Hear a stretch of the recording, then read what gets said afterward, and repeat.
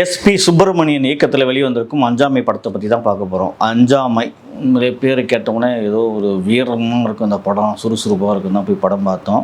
உண்மையில் ஒரு நல்ல கதை தான். அஞ்சாமை பேர் டைட்டிலுக்கு அப்புறம் இன்னொரு விஷயம் என்னென்னு பார்த்தீங்கன்னா, ட்ரீம் வாரியர் தான் ரிலீஸ் பண்ணாங்க இந்த படத்தை. ட்ரீம் வாரியர் வந்து ஒரு நல்ல படங்கள், எஸ்ஆர் பிரபு, எஸ்ஆர் பிரகாஷ் பாபு இவங்கெல்லாம் எப்போவுமே வந்து ஒரு நல்ல படங்களை எடுத்து தான் பண்ணுவாங்க.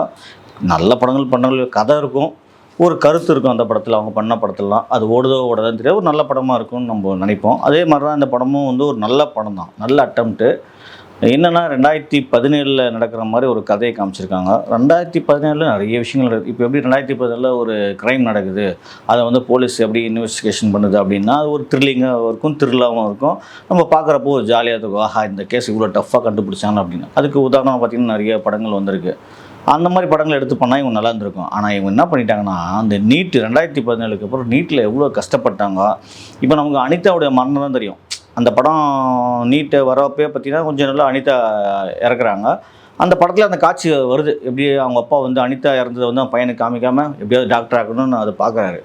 நம்ம பொதுவாக பார்த்திங்கன்னா இப்போ இந்த பேப்பரில் இந்த நீட்டை பற்றி இந்த நம்ம தமிழ்நாட்டில் நீட் எதிர்ப்பு, மற்ற மாநிலம்லாம் ஏற்றுக்கினாங்க.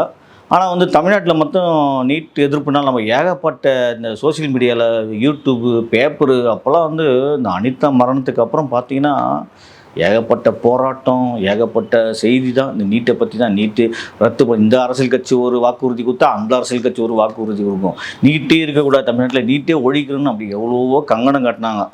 ஆனால் அன்றைக்கி வரலையும் நீட்டு போயின்னு தான் இருக்குது, டாக்டர்கள் எழுதின்னு தான் இருக்காங்க.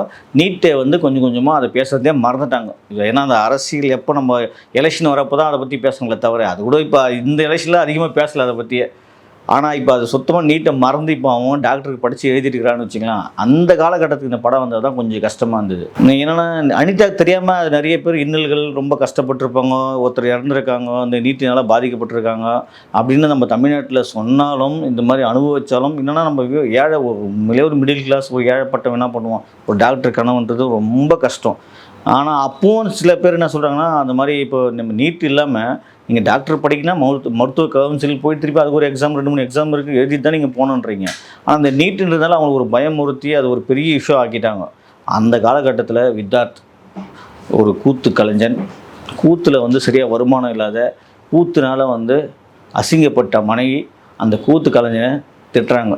இன்னுமா கூத்தாட்டி நிற்கிற, அவன் காலத்துக்கு தகுந்த மாதிரி மாறி சம்பாதிக்க பார்க்குறான் அப்படின்னா அவர் என்ன பண்ணுறாரு, சரி ஒரு மனைவிக்காகவும் ஒரு மகளுக்காகவும் அந்த கூத்தாடுறதை விட்டுட்டு ஒரு வேலைக்கு போகிறாரு. அது என்னென்னா பூ பறித்து இந்த சென்னைக்கு ஏற்றி அனுப்புறது, இந்த மாதிரி ஒரு விவசாயம் பண்ணுறது இப்படி போகிறாரு. அந்த விவசாயம் பண்ணி அது இந்த பையனை படிக்க வைக்கிறாரு. திண்டுக்கல்ல ஸ்டேட் ஃபஸ்ட்டாக வரான். நிறைய இப்போ தான் இந்த முதல் மாணவனுக்கு என்றைக்குமே ஒரு வேல்யூ இருக்கு இல்லையா.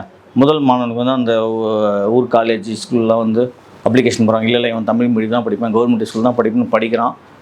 உடனே நீட்டு வருது, நீட்டு எழுத போகிறான். அதுவும் நீட் எழுத போகிறப்ப என்னாச்சுன்னா, அவர் சொத்து சுகம் எல்லாத்தையும் விற்று, ஆடு மாடு இடம் வீடு எல்லாம் விற்று நீட்டு படிக்க வைக்கிறப்போ கரெக்டாக எக்ஸாம் டைம் வரப்போ திடீர்னு பார்த்திங்கன்னா ஜெய்ப்பூரில் தூக்கி போட்டுறாங்க. திருச்சி மதுரை இந்த மாதிரி கொடுக்காம ஜெய்ப்பூரில் போட்டதில்ல. ஜெய்ப்பூரில் விதார்த்து போய் கஷ்டப்பட்டு ட்ரெயினில் நொந்து நூலாகி அவருக்கு அதே மன உளைச்சலாகி அவர் எப்படி சொல்கிறது, இவ்வளோ என் பையனை இவ்வளோ கஷ்டப்பட்டு படிக்க வைக்கிறேனே நினச்சி ஜெய்ப்பூரில் போய் மண்டையை போடுறாரு. அந்த பையன் வந்து திருப்பியும் வந்து கம்ப்ளைண்ட் பண்ணுறான். யார், நம்ம ரகுமான் இன்ஸ்பெக்டர்கிட்ட கம்ப்ளைண்ட் பண்ணுறான். அவர் இன்ஸ்பெக்டர் வேலை போது மறுபடியும் அவர் வந்து வக்கீல போய் வாதாடி இறப்புக்கு காரணமான நீட்டு அதிகாரிகளை தண்டனை வாங்கி கொடுத்தானா இல்லையான்றதான் அந்த படம். உண்மையிலே விதார்த் சூப்பராக பண்ணியிருக்காரு. மனுஷன் ஒரு அப்பனாவே வாழ்ந்துருக்காரு ரொம்ப. ஆனால் இந்த படத்தில் கொஞ்சம் ஓவர் டச்சிங்காக போயிச்சோன்னு நமக்கு தண்ணி கேட்குறாரு, தண்ணி இல்லைப்பா, நான் பக்கத்தில் இவ்வளோ பேர் உட்காந்து தண்ணி வாங்கி கொடுத்துருக்கலாம், இல்லை தண்ணி போய் வாங்கி குடிச்சிட்டு வரேன்னு சொல்லி போய் மாதிரி நிறைய நடக்கும். ஆனால் நம்ம படம் பார்க்குறப்போ கொஞ்சம் ஒரு டச்சிங்காக இல்லாமல் போயிடுச்சு. எல்லாமே மீட்டருக்கு மேலே கொஞ்சம் நடித்த மாதிரியே இருந்தது. வாணி போஜன் ஆகட்டும், அந்த பையனாகட்டும், அந்த பையன் மேலே ஃபஸ்ட்டில் மனசுக்குள்ளே ஓட்டல கொஞ்ச நாள். அப்படியே அவன் ஏதோ ஒரு பார்த்துட்டு ஒரு அப்பாவி பையன், ஒரு கிராமத்து பையன் மாதிரியே இல்லை.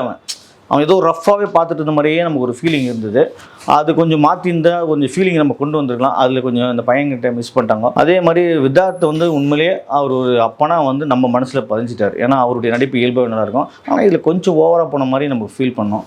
மற்றபடி இந்த அஞ்சாமை நீட்டை பற்றி சொன்னதில் இது வந்து நான் 2017-18 வந்திருந்த அந்த படம் சூப்பர் டூப்பராக போயிருக்கும். ஆனால் 2024 வந்தது தான் இந்த படத்தோட பெரிய சோதனையே. ஆனால் அப்போ வந்திருந்தால் சாதனையாக மாறிக்கும், இப்போ வந்து சோதனையாக மாறி போச்சு. ரகுமான் வந்து போலீஸ் இன்ஸ்பெக்டர் ஆகி வக்கீலாக போடுறாரு. ஆனால் இந்த கோர்ட் சீன் எல்லாமே ஒரு ட்ராமா மாதிரியே இருந்தது. உண்மையிலேயே இந்த கேஸ் இத்தனை செக்ஷன் இருக்கலாம், சூப்பராக இருக்குது. அந்த கருத்து இதெல்லாம் சட்டம் எல்லாருக்கும் தெரிஞ்சிக்க வேண்டிய விஷயம் நல்லா இருக்குது. ஏன்னா வந்து ஒரு கேஸ் போடுற மாதிரி இருந்தால் ஒருத்தர் மேலே எப்படி எப்படிலாம் கேஸ் போடலாம், நமக்கு பாதிக்கப்பட்ட எப்படியெல்லாம் பண்ணலான்றது அந்த லான்றது சூப்பராக இருந்தது. அதே மாதிரி ஜட்ஜு மனசு வச்சா கண்டிப்பாக வந்து எப்படி வேணாலும் இந்த கேஸ் எடுத்து பண்ணலான்றதெல்லாம் சூப்பராக சொல்லியிருந்தாங்க. ஆனால் அதே ஜட்ஜி சட்டம் இப்போ வந்து நீங்கள் சொன்ன ஆதாரமே இல்லைன்னு கடைசியில் டிஸ்மிஸ் பண்ணுறதும் அதெல்லாம் கொஞ்சம் நல்லா இருந்தது. ஆனால் அந்த கோர்ட் சீனே நமக்கு மனசில் ஓட்டுறதுக்கு ஒரு 10 நிமிஷம் ஆயிடுச்சு. ஏன்னா இந்த கோர்ட் சீனு உள்ளே போயிட்டு நம்ம அதை புரிஞ்சிக்கிறதுக்கு ஒரு 10 நிமிஷம் ஆகுது. ஏன்னா அந்த மாதிரி ஒரு சீரியல் ட்ராமா மாதிரியே போயிட்டு இருந்தது. அதே மாதிரி ரகுமான் வந்து திடீர்னு பார்த்தீங்கன்னா அதெல்லாம் வந்து திடீர்னு அடுத்த சீனில் வராரு இன்ஸ்பெக்டர், அடுத்த சீனில் வக்கீலாக வராரு. ஓகே, இதுக்கெல்லாம் எவ்வளோ ப்ராசஸ் இல்லை, அதெல்லாம் கட் பண்ணி போயிட்டாங்க அவங்க. ஆனால் அது இருக்குன்றாங்க. நான் விசாரிச்சு சொல்லியும் ஓகே அது மாதிரி ஆகலாம், கவர்மெண்ட் ஒரு இன்ஸ்பெக்டர் ஒரு லாயரை போய் வாதாடலாம், எல்லாமே இருக்குது. ஆனால் இருந்தாலும் அதை வந்து நம்ம மனசில் ஓட்டல. ரெண்டாவது ரகுமான் இப்போ எப்படி ஏற்கனவே நம்ம பேசியிருந்தோம், மோகன் பேசுகிற தமிழுக்கும் அந்த சென்டிமெண்ட்டுக்கும் ஒர்க் அவுட் ஆகலன்னு. அதே மாதிரி இதுலேயும் இதே பிரச்சனை தான். என்னென்னா ஒரு நீட்டு ஒரு அப்பா இறந்துட்டான்னா இது எப்படிப்பட்ட டைலாக்லாம் போய் பேசணும்.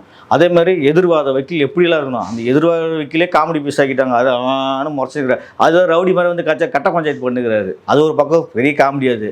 ஆனால் இந்த வக்கீல் இவர் பேசுகிறார் இல்லையா, இதெல்லாம் பேசி சென்டிமெண்ட்டாக உருகி நம்மளால கைத்தட்ட வைக்கணும். இந்த மாதிரி ரகுமான் பேசலாம் பார்த்தா நமக்கு காமெடியாக தான் இருந்தது.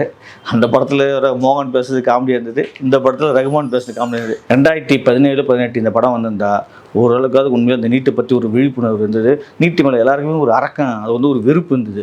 அப்போ அந்த படம் ஓடுறதுக்கு 100% வாய்ப்பு இருந்திருக்கும். ஆனால் இப்போலாம் மறந்து அவன் எழுதிட்டு இருக்கிறான். நீட்டே போய் ஜாலியாக ஏதாவது போயிட்டாங்க கொஞ்சம் நாளில். இன்னும் கொஞ்சம் நாள் போச்சு, இன்னும் 10 வருஷம் போச்சுன்னா அதெல்லாம் நீட்டு தானே வேணும்னு அடம்பிச்சு கேட்பானுங்க மாதிரி. அந்த மாதிரி போயிடுச்சு காலம். அதனால் வந்து அஞ்சாமை அப்போ வந்துருந்தா அஞ்சாமையாக இருந்திருக்கும், இப்போ வந்துருந்தா கொஞ்சம் குஞ்சாமையாக இருக்குது. இந்த வீடியோ உங்களுக்கு பிடிச்சிருந்தா லைக் பண்ணுங்கள், கமெண்ட் பண்ணுங்கள், ஷேர் பண்ணுங்கள், சப்ஸ்கிரைப் பண்ணுங்கள்.